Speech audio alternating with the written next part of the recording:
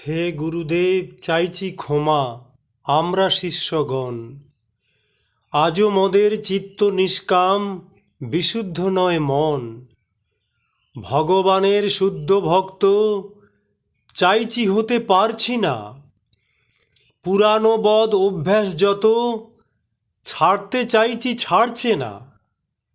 শীতের ভোরে কেঁপে কেঁপে কৃষ্ণ সেবা করি, 16 মালা জপ করি ও গীতা ভাগবত পড়ি। নিয়ম মেনে হয়েছি আজ নিয়মেরই দাস। অশুদ্ধ মন মন্দিরে নেই, ভগবানের বাস। লেবুতলার গুন্ডা যেসে গুন্ডাই রয়ে গেছি। লোক দেখানো তিলকমালায় ভক্ত সেজে আছি। স্বার্থেতে ঘা লাগলে তো তাই হারাই মন মেজাজ।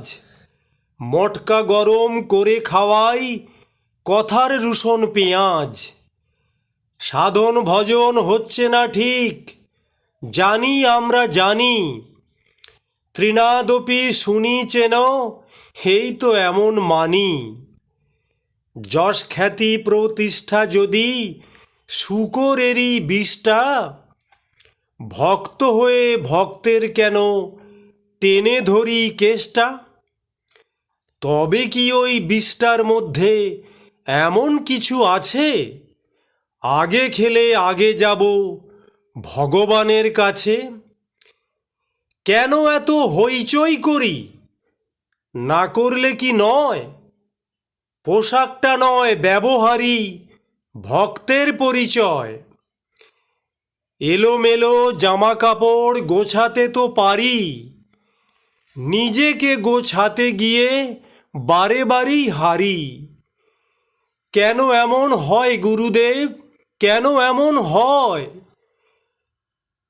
কেঁদে ফেলি, কষ্টও পাই, মন যে বন্ধু নয়। কামনা বাসনা সুখী যেন মদের প্রাণপ্রিয়। জীবনটা শেষ করে দিল নিজের নিজের ইন্দ্রিয়। কার দ্বারা চালিত মন অনিচ্ছা সত্ত্বেও বলপূর্বক নিয়োজিত হয় পাপাচার করতেও। অর্জুনের এই প্রশ্ন এ তো আমাদেরই কথা। হে গুরুদেব কৃপা করুন, কাটুক দুর্বলতা। পরমেশ্বর শ্রী ভগবান বললেন, হে অর্জুন, পাপেতে প্রবৃত্ত হবার কারণ রজগুণ।